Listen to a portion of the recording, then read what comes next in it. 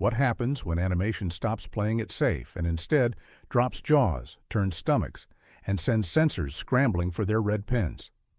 The 1970s were supposed to be all about peace, love, and bell-bottoms. But in the world of animation, things got wild, weird, and downright scandalous. Why did so many animated films get yanked from screens and slapped with bans across the globe? Are you ready to dive into the decade that shocked the world with ink, paint, and outrage? You might not look at cartoons the same way again. Fritz the Cat, 1972. What happens when an animated cat does things even live-action stars wouldn't dare? You get Fritz the Cat, the film that broke every rule in the book, clawed its way into theaters, and left a trail of outrage in its wake. Forget everything you think you know about cartoons. In 1972, director Ralph Bakshi adapted Robert Crumb's counterculture comic strip and turned it into a jaw-dropping feature that was absolutely not for kids or the faint of heart. Fritz the Cat made history as the first animated feature to be slapped with an X rating in the United States. That alone was enough to make conservative America spit out its cornflakes. But it didn't stop there. Imagine a film where a talking cat explores every taboo, graphic sex, rampant drug use, wild parties, and riotous anti-establishment rants, all drawn in bright, playful colors. The plot? Fritz, a slacker college student, and yes, a cat, dives headlong into a psychedelic journey through 1960s America, crossing paths with beatniks, Black Panthers, and every kind of misfit the era could conjure. The censors went ballistic. Fritz the Cat was outright banned in the UK upon release, labeled unfit for public exhibition. In Australia, it got the boot for obscene content. Even in the U.S., many theaters refused to show it, and local authorities threatened to prosecute any brave venue that tried. Religious groups held protests, politicians sputtered. Moral guardians issued stern warnings about the corruption of youth. And all the while, the film raked in box office cash from shocked and curious adults who couldn't believe what they were seeing. What made Fritz the Cat truly controversial wasn't just the nudity or the acid-laced satire. It was that it used the language and imagery of children's cartoons to lampoon everything sacred: race, authority, sexuality, and the American dream itself. Ralph Bakshi didn't just cross the line, he bulldozed it, then danced on the ruins.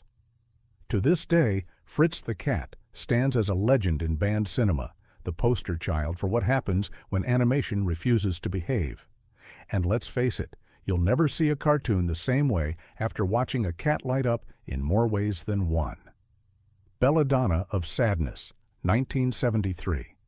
Picture this, a film so visually stunning, so utterly hypnotic, and so brazenly erotic that it rattled censors from Tokyo to Paris. Belladonna of Sadness is not your average animated movie. It's a fever dream of watercolor nightmares and psychedelic beauty, steeped in myth, magic, and taboo. Directed by Eiichi Yamamoto, this Japanese adult anime pushed boundaries so far that some countries simply slammed the door shut. The story follows Jeanne, a peasant woman in medieval France who is accused of witchcraft and ultimately makes a deal with the devil. What unfolds is a surreal odyssey of sensuality and suffering, with imagery so explicit and themes so dark that it made even seasoned animation fans squirm. The film doesn't just hint at sexuality, it revels in it, with scenes of orgiastic rituals, demonic temptation, and raw, unfiltered emotion painted in lush, swirling colors. When Belladonna of Sadness hit theaters in 1973, it immediately sent shockwaves through Japan's film community. Censors demanded edits. Some screenings were outright banned. In Europe, the reaction was even sharper. French censors declared the film too perverse for public audiences. In the United States, it was considered unfit for any mainstream release and languished in obscurity, whispered about as a lost, forbidden classic for decades. Why all the fuss? Belladonna wasn't just sexual, it was political. Its raw depiction of female suffering, revenge, and empowerment clashed with traditional values. The animation style, part hallucination, part art gallery, wasn't like anything audiences had seen. For many, the film's psychedelic visuals were as disturbing as its themes. And yet, its artistry was undeniable, a kaleidoscope of agony, ecstasy, and rebellion set to a hypnotic avant-garde score. Decades later, Belladonna of Sadness has been rediscovered and embraced as a masterpiece of adult animation, a film that dared to go further, look deeper, and make even seasoned censors nervous. But make no mistake, in the 1970s, it was the animated film that haunted those who tried to keep art inside the lines. Are you brave enough to watch The Witch Dance? A Clockwork Blue, 1972. Who said animation had to be innocent? Certainly not the minds behind A Clockwork Blue, a film that took the world's newfound love of risque parodies and cranked the shock factor to 11. Released in 1972 at the absolute height of cinematic boundary pushing, this X-rated cartoon dared to go places even Stanley Kubrick's A Clockwork Orange wouldn't have dreamed of. The result? Censorship committees are practically diving for the off switch, and audiences everywhere are left blinking in disbelief. A Clockwork Blue isn't subtle. This was pure, unfiltered raunch, delivered in vivid animated form. The film follows Homer, a bumbling time traveler who zips through history and fairy tales, except in this version, every classic character is reimagined through a wildly adult lens. Little Red Riding Hood? A lot less innocent than you remember. Snow White? Let's just say the dwarves get up to far more than whistling while they work. The script throws in double entendres, slapstick debauchery, and sight gags so blue they made even open-minded viewers blush. Censors wasted no time coming for this one. The UK's British Board of Film Classification flat out refused the film a rating, effectively banning it from public screening. The United States was a patchwork. Some cities let it run in grindhouse theaters, others banned it outright, while religious groups lobbied for federal action against cartoon pornography. In Australia and Canada, the film faced similar treatment. No public release, no distribution, no chance of making it into the mainstream. What made A Clockwork Blue so dangerous? On the surface, it was the gleeful sexual content and constant parade of naked cartoon bodies. But the deeper issue was the way it lampooned cherished icons, corrupting fairy tales and nursery rhymes with a wink and a nudge. For many, it was the final straw, proof that nothing, not even childhood stories, was safe from the 1970s cultural upheaval. Today, A Clockwork Blue is mostly a curiosity, a rare find for animation historians, collectors, and those who can handle its unapologetic crudeness. But its legacy is carved in the annals of banned cinema, proof that sometimes shock value alone can rewrite the rules of what's allowed on screen. Who knew cartoons could cause such a ruckus? Tarzun, Shame of the Jungle, 1975. Think Tarzan, but make it French, naked, and completely unhinged. Tarzun, Shame of the Jungle, isn't just a spoof. It's a wild, irreverent assault on the heroic jungle archetype, one that traded loincloths for controversy and swung headfirst into the crosshairs of censors around the world. If you're picturing Saturday morning cartoon vibes, think again. This was a midnight movie that left jaws on the floor and a trail of angry letters in its wake. Created by cartoonist Picha and writer-director Boris Schulzinger, Tarzun quickly earned its place as one of the most infamous animated parodies of the era. The premise? Tarzun, yes, that's the real name, battles the evil Queen Bazonga and her army of giant sentient breasts. The film gleefully piles on sexual innuendos, crude humor, and visual gags, all while sending up colonial adventure stories with a wink that's hard to miss. As soon as the film hit screens in 1975, censors pounced. In New Zealand, Tarzun was banned outright, with authorities declaring it injurious to the public good. Ireland's Film Censor Board followed suit. In the U.S., the original X-rated version faced lawsuits from the estate of Edgar Rice Burroughs, creator of Tarzan, which forced a hasty rebrand and a wave of cuts to secure an R rating. Even then, several states simply refused to show it. For audiences, the experience was equal parts hilarious and scandalous. Some critics called it subversive satire, others said it was smut masquerading as comedy. But the one thing no one could ignore was its impact. Tarzun proved that animated films could take on sex, power, and politics with the kind of ferocity usually reserved for live-action cult hits. Today, Shame of the Jungle is a cult classic, a relic of a time when animated films could still shock, titillate, and get entire countries worked up into a frenzy. Sure, the humor is juvenile, the animation intentionally rough, and the storyline bonkers. But if you want to see where the battle lines over adult cartoons were truly drawn, look no further than this wild band jungle romp. Heavy Traffic, 1973. Ralph Bakshi strikes again. If Fritz the Cat was a warning shot, Heavy Traffic was a full-on declaration of animated war, a film that dared to plunge headfirst into the filth, chaos, and heartbreak of urban America.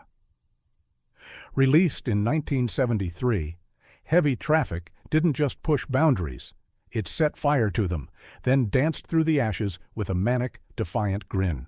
The story centers on Michael, a young cartoonist living in New York City who drifts between dysfunctional family drama and the violent, unpredictable street life outside his door.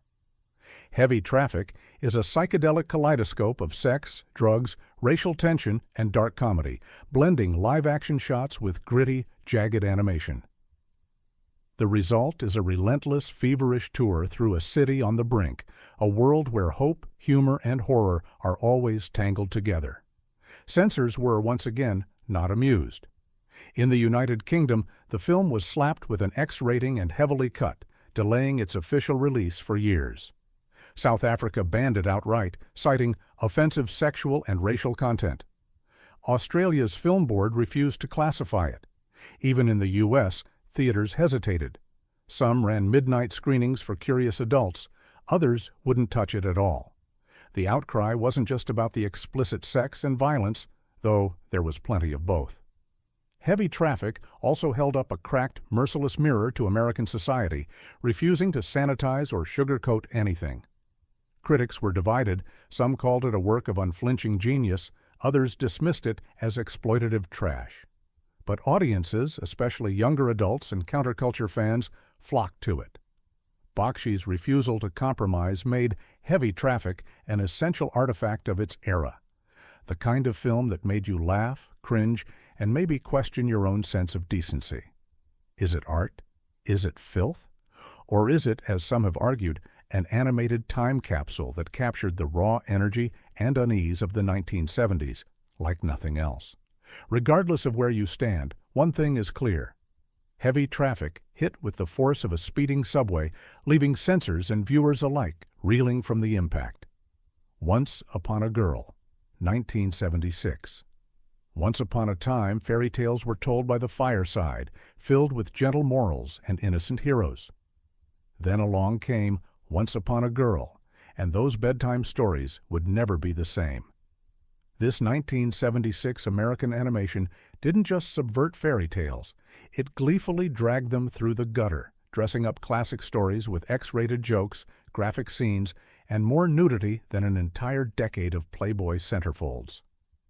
The setup? The film is framed as a sort of mockumentary, with Mother Goose herself on trial for supposedly corrupting young minds. She recounts her true versions of Cinderella, Jack and the Beanstalk, and Little Red Riding Hood, each retold with outrageous, sexually explicit twists. Forget glass slippers and magic beans. In this universe, every fairy tale character has a dirty secret, and the animation pulls no punches in showing just how far the storybook world can fall. Predictably, censors went into full meltdown. The Motion Picture Association of America slapped the film with an X rating, effectively blocking any mainstream distribution. Several states, including Texas and Georgia, banned public screenings entirely. In the UK and Australia, Once Upon a Girl was refused classification and denied release. Religious and parental groups howled about cartoon pornography, and some even demanded the FBI intervene. Yet, for all the controversy, the film found its audience on the grindhouse and midnight movie circuits, where adults curious about the forbidden fairy tales packed theaters. Critics were baffled. Was it a dirty joke, a bold satire, or just tasteless provocation? Maybe it was all three. What's certain is that Once Upon a Girl became a symbol of just how far 1970s animators were willing to push, and how desperately the old guard tried to pull them back. Today, the film lives on as a bootlegged oddity, a collector's item for those who like their fairy tales with a side of scandal. If you ever wondered what would happen if the Brothers Grimm collaborated with a bunch of renegade animators in a basement, look no further. The 9 Lives of Fritz the Cat, 1974. If you thought Fritz the Cat was as wild as it could get, think again. In 1974, the 9 Lives of Fritz the Cat upped the ante, delivering more controversy, more surreal satire, and more outraged censors than ever before.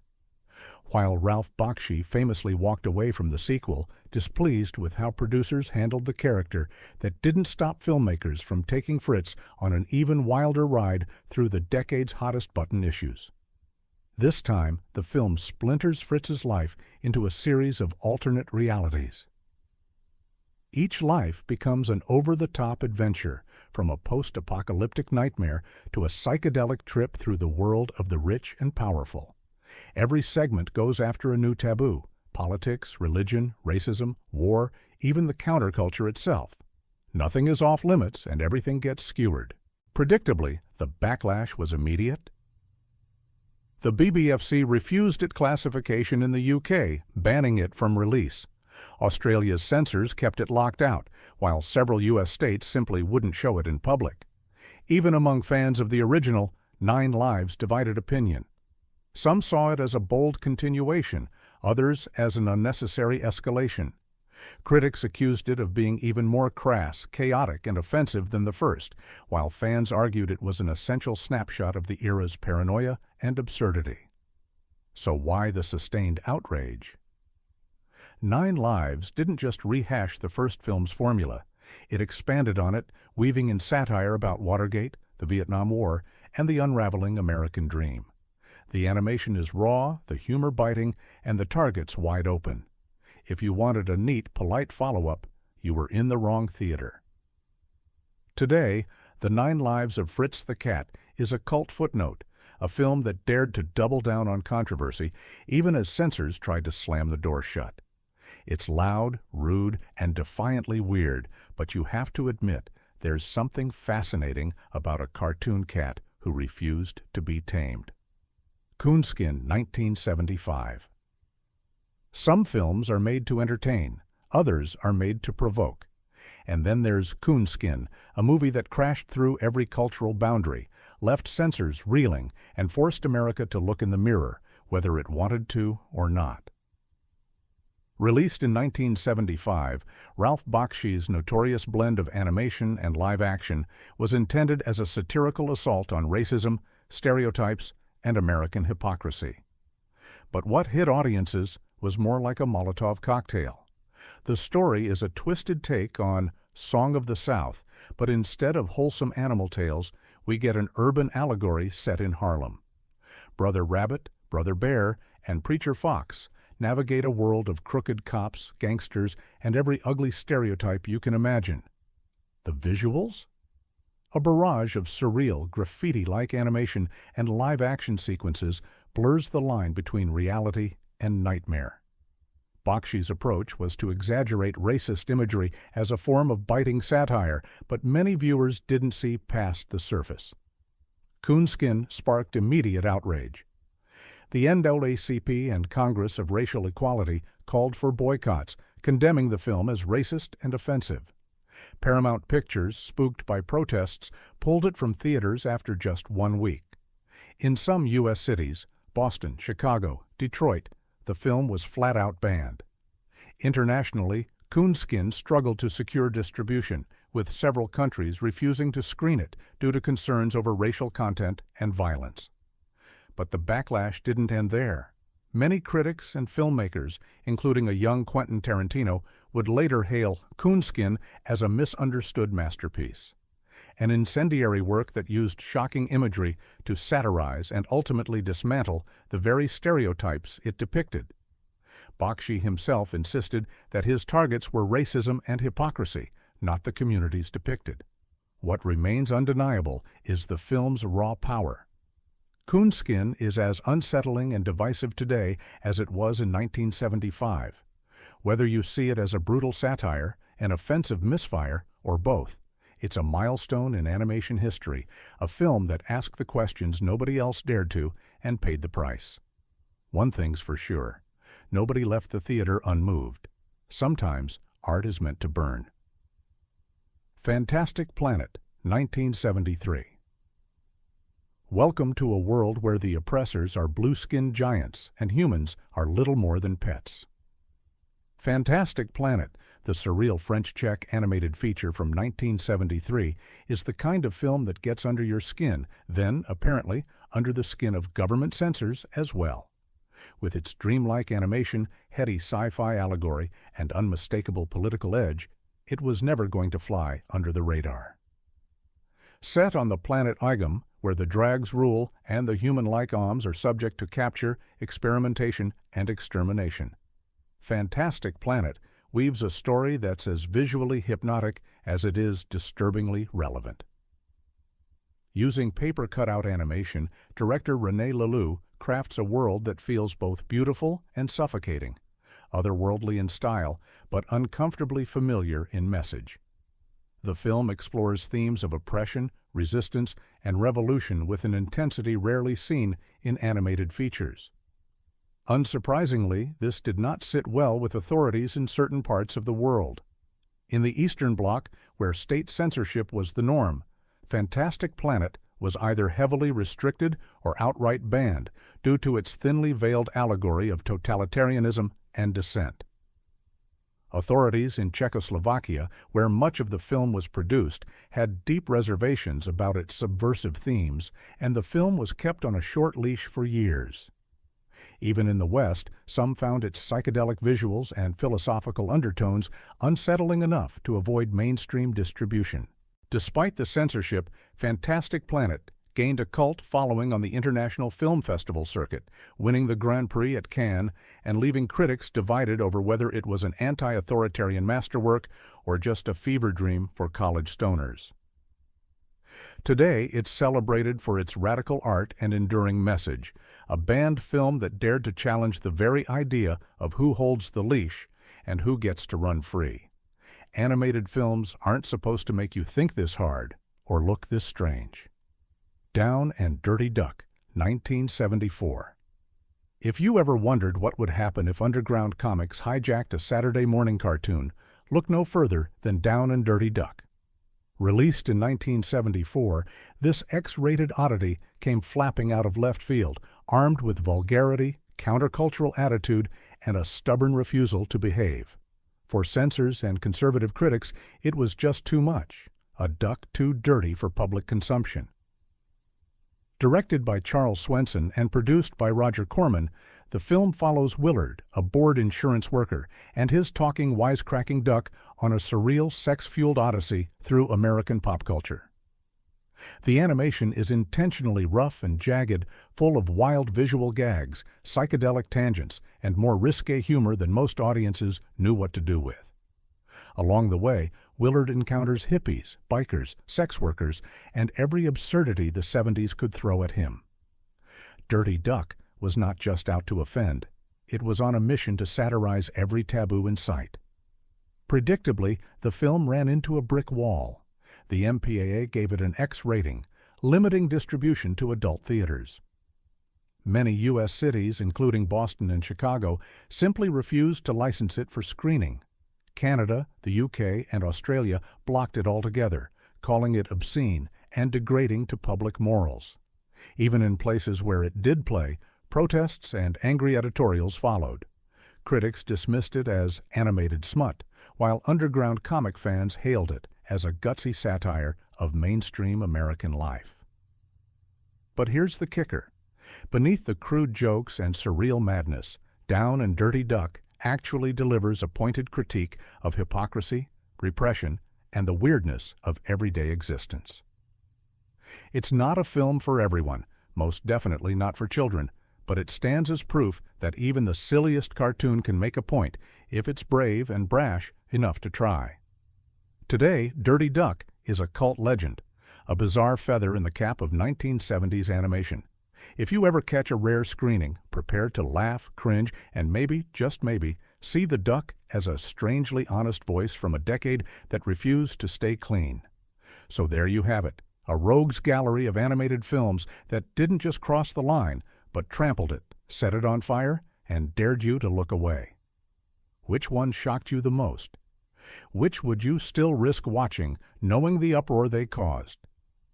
Drop your thoughts in the comments, subscribe for more cinematic deep dives, and hit that like button if you believe animation should never be put in a box. After all, in the world of banned cartoons, nothing is ever just black and white.